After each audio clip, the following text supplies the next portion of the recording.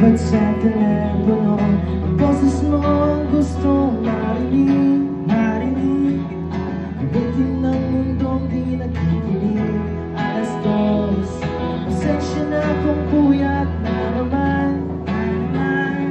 Pero oras bang itigil ang kwentuhan? Imposible, ikaw ay maipasan panahon.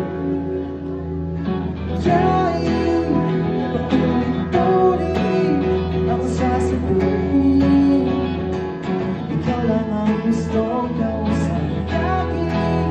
Kaya aminin at sasabihin, ikaw lang ang gustong